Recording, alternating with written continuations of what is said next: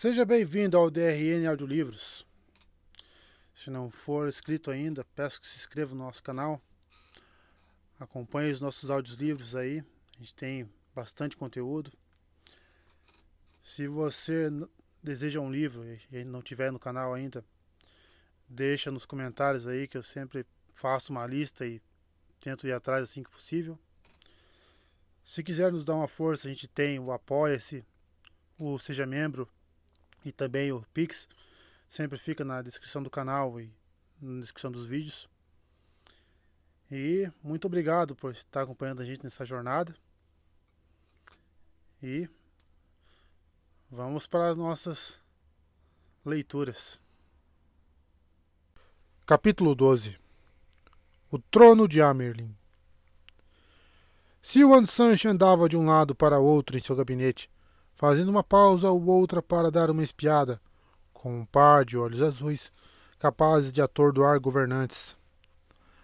A caixa de madeira negra entalhada que estava na mesa comprida no centro da sala. Esperava não precisar usar nenhum dos documentos cuidadosamente redigidos que havia dentro. Ela própria os preparara e selara em segredo, para cobrir uma série de possíveis eventualidades. A caixa continha uma proteção que reduziria o conteúdo a cinzas em um instante, caso alguém além dela a abrisse. Era muito provável que a própria caixa explodisse em chamas. E tomara que queime essa gaivota ladra de peixes, seja lá quem for, para que ela jamais se esqueça disso, murmurou. Pela 100ª vez desde que soubera do retorno de Verin, ajeitou a estola nos ombros sem se dar conta do que estava fazendo. A estola pendia abaixo de sua cintura, grande e listrada com as cores das 7 Ajas. O trono de Amerlin era de todas as Ajas e de nenhuma. Não importava a qual tivesse pertencido antes. O quarto era bem ornamentado, pois pertencera a gerações de mulheres que usaram a estola. A lareira alta com centro largo e frio eram feitos em mármore dourado entalhado de Kandor, e o chão era de azulejos em forma de diamante, de pedra vermelha polida das montanhas da névoa. As paredes, duras como ferro, eram de alguma madeira opaca e tinham entalhes de bestas e pássaros fantásticos de plumagem incrível, painéis trazidos pelo povo do mar de terras para além do deserto Aiel, antes do nascimento de Arthur Asa de Gavião. Janelas altas em arco, agora abertas para deixar entrar o aroma da vegetação nova, levavam a uma varanda que dava para o pequeno jardim particular, onde era raro ela ter tempo de caminhar. Tanto esplendor fazia um contraste rígido com as peças de mobília que Siwan Chance trouxera para o quarto. A única mesa e a cadeira pesada atrás dela eram simples, ainda que bastante polidas pelo tempo e por cera de abelha, assim como a única outra cadeira do recinto. Ficava encostada em um canto, perto o suficiente para ser puxada caso ela quisesse oferecê-la a um visitante. Um pequeno tapete taireno fora estendido em frente à mesa, com tecido tramado em padrões simples de azul, marrom e dourado. Um único desenho, pequeninos barcos de pesca em meio a juncos, encontrava-se pendurado acima da lareira. Meia dúzia de suportes continham livros abertos próximos ao chão. Aquilo era tudo. Mesmo os lampiões poderiam pertencer à casa de um fazendeiro. Siwan Sanche nascera pobre, em Tear, e trabalhara no barco de pesca do pai, igualzinho aos do desenho, no delta chamado Presas do Dragão, antes de sequer sonhar em vir para Tarvalon. Mesmo aos quase 10 anos desde que fora elevada ao trono, não a deixavam à vontade em meio a tamanho luxo. Seu dormitório era ainda mais simples. 10 anos com a estola, pensou. Quase 20 desde que decidi navegar essas águas perigosas. E, se eu tombar agora, vou me arrepender de não ter ficado puxando redes. Ao ouvir um som, ela deu meia volta. Outra, a Sedai entrara de mansinho, uma mulher de pele cor de cobre e cabelos escuros e curtos. Ela se conteve a tempo de manter a voz firme e dizer apenas o que era esperado. Sim, Liane? A curadora das crônicas fez uma mesura tão profunda quanto teria feito se houvesse outros no recinto. A Aes Sedai, alta como a maioria dos homens, era a segunda no poder na Torre Branca, abaixo apenas da Amerlin. Embora Siuan conhecesse desde que ambas eram noviças, às vezes a insistência de Liane em garantir a dignidade do trono de Amerlin era o suficiente para ela ter vontade de gritar. Verin está aqui, mãe, pedindo licença para falar com a senhora. Ela... Eu disse que está ocupada, mas ela quer... Não estou ocupada para falar com ela, respondeu Siuan. Mais depressa do que deveria, ela se deu conta, mas não se importou. Mande-a entrar. Não precisa ficar, Liane. Falarei a sós com ela. O único indício de surpresa da curadora foi um leve erguer de sobrancelhas. Era raro a Amerlin receber alguém, ainda que fosse uma rainha, sem a presença da curadora. Mas a Amerlin era a Amerlin. Liane fez uma mesura ao sair e, em instantes, Verin tomou seu lugar, ajoelhando-se para beijar o anel da grande serpente no dedo de Siuan. A irmã marrom trazia um saco de tamanho considerável sob o braço. Obrigada por me receber, mãe, disse Verin ao se levantar. Trago notícias urgentes de Falme. E mais. Não sei nem por onde começar. Comece por onde quiser, respondeu Siuan. Esses aposentos são bem protegidos, caso alguém pense em usar truques infantis para bisbilhotar. Verin ergueu as sobrancelhas, surpresa, e a Amerlin acrescentou. Muito mudou desde que você partiu. Fale. Então, o mais importante é que Rand Altor se proclamou o dragão renascido. Siuan sentiu a tensão se afrouxar no peito. Esperava que fosse ele, respondeu baixinho. Tenho recebido relatos de mulheres capazes de contar apenas os boatos que escutaram, e inúmeros rumores chegam com cada barco de comerciante e cada carroção de mercador. Mas eu não pude ter certeza. Ela respirou fundo. Mesmo assim, acho que sei o dia exato em que aconteceu. Você sabia que os dois falsos dragões não estão mais perturbando o mundo? Eu não sabia, mãe. É uma excelente notícia. Pois é. Mas Rinten está nas mãos de nossas irmãs em Saldaeia. E o tal de Radon Mirk, que a luz tenha piedade de sua alma, foi capturado pelos Tairenos e executado por lá mesmo. Ninguém sequer soube o nome do infeliz. Os dois foram capturados no mesmo dia e, segundo rumores, sob as mesmas circunstâncias. Estavam em batalha e vencendo, quando, de repente, um forte clarão cintilou no céu e uma visão apareceu por um pequeno instante. Há dezenas de versões diferentes a respeito do que foi a visão, mas o resultado foi exatamente o mesmo em ambos os casos. O cavalo do falso dragão o empinou e o arremessou. Ele caiu inconsciente. Seus seguidores gritaram que ele estava morto e fugiram do campo, e ele foi capturado. Alguns relatos mencionam visões no céu infalme.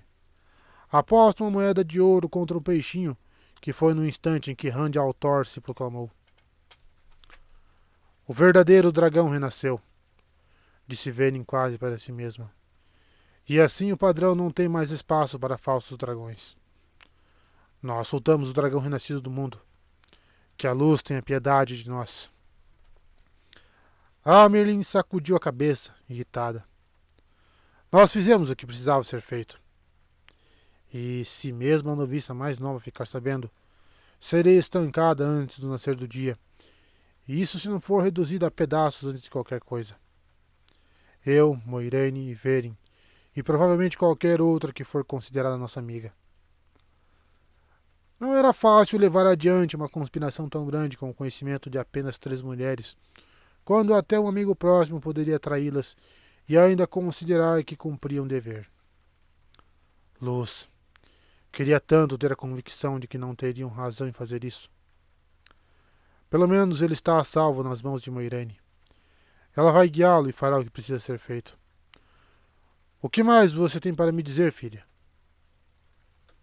Como resposta, Velen depositou o saco de couro na mesa e pegou uma trombeta de ouro com uma gravação em prata ao redor da embocadura. Ela depositou a trombeta na mesa. Depois olhou para Amerlin com uma expectativa contida. Siwan não precisava ler a inscrição para saber o que dizia. Tia-me Aven Moridin Isain de Vadim. O túmulo não é limite para o meu chamado. A trombeta de Valéry? Perguntou, quase engasgando. Você atravessou centenas de léguas para trazê-los até aqui, com caçadores procurando por ela em todos os cantos? Luz, mulher. Deveria tê-lo deixado com Rand ao Thor. Eu sei, mãe, retrucou Velen muito calma. Mas todos os caçadores esperam encontrar a trombeta em alguma grande aventura. Não em um saco com 4 mulheres escoltando um jovem doente. E ela não adiantaria de nada para Rand. O que está dizendo? Ele lutará em Tarmongaidon. A trombeta invocará os heróis mortos de volta do túmulo para lutar na última batalha. Será que Moiraine mais uma vez fez uma mudança de plano sem me consultar? Moiraine não tem nada a ver com isso, mãe. Nós fazemos planos, mas a roda tece o padrão conforme a própria vontade. Rand não foi o primeiro a soar a trombeta. Foi Matrin Calton. E Met agora está batido, morrendo por ter se ligado à adaga de Shadar Logoth. A não ser que possa ser curado aqui. Siwan estremeceu. Shadar Logoth. A cidade morta, tão maculada que até os Trollocs tinham medo dela, e com razão. Por obra do destino, uma adaga daquele lugar chegara às mãos do jovem Met, entrelaçando-o e maculando-o com o mal que matara a cidade muito tempo atrás. Matando-o. Por obra do destino? Ou do padrão? Ele também é Taveren, afinal de contas. Mas Met soou a trombeta. Então, enquanto Met viver, prosseguiu Velen, a trombeta de Valéry não será mais que uma trombeta para qualquer outra pessoa. Se ele morrer, é claro, outro poderá soá-la e forjar um novo vínculo entre homem e trombeta. Ela mantinha o olhar firme e imperturbável, apesar do que parecia sugerir. Muitos morrerão antes de terminarmos, filha. E quem mais eu poderia usar para soá-la outra vez? Não vou correr o risco de tentar devolver a trombeta a Moiraine agora. Um Gaidin, quem sabe? Quem sabe? O padrão ainda precisa esclarecer o destino desse rapaz. Sei, mãe. E a trombeta? Por enquanto, disse a Amerlin por fim, encontraremos um lugar para escondê-la, onde ninguém saiba além de nós duas. Pensarei sobre o que fazer depois. Velen assentiu. Como quiser, mãe. É claro, dentro de algumas horas, a decisão será tomada pela senhora. Isso é tudo o que tem para mim? Resmungou Siwan. Se for, tenho que resolver o que acontecerá com aquelas 3 fugitivas. Há também os Xianshan, mãe. O que eles têm? Todos os relatos dizem que fugiram de volta para o oceano, ou seja lá qual for o lugar de onde vieram. Parece que sim, mãe.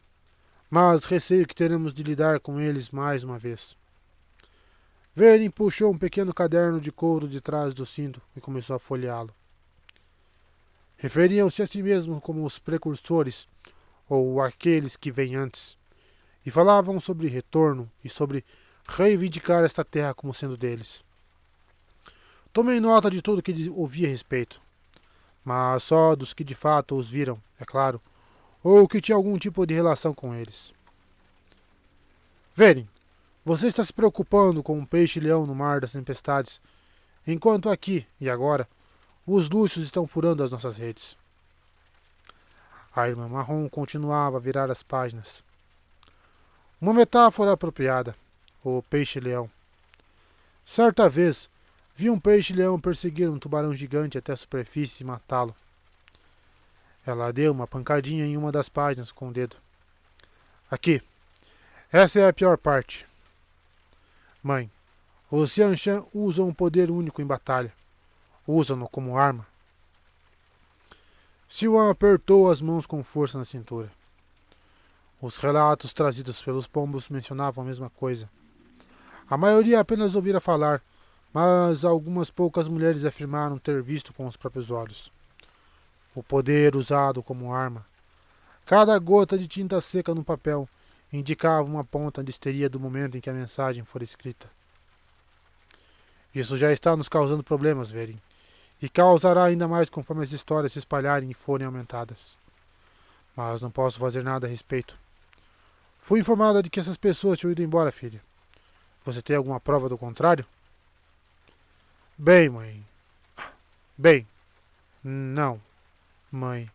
Mas, enquanto não tiver, vamos expulsar os luxos das nossas redes, antes que eles comecem a furar o barco também. Relutante, Verin fechou o caderno e guardou no cinturão. Como quiser, mãe. Se me permite a pergunta, o que pretende fazer com Nina Eve e as outras duas garotas? Amelin hesitou, pensativa. Antes mesmo de eu terminar com elas, as três desejarão descer o rio e se oferecer como iscas de peixe. Era a mais pura verdade, mas podia ser interpretada de diversas formas. Agora, pode se sentar e me contar tudo o que aquelas três disseram e fizeram durante o tempo que passaram com você. Tudo.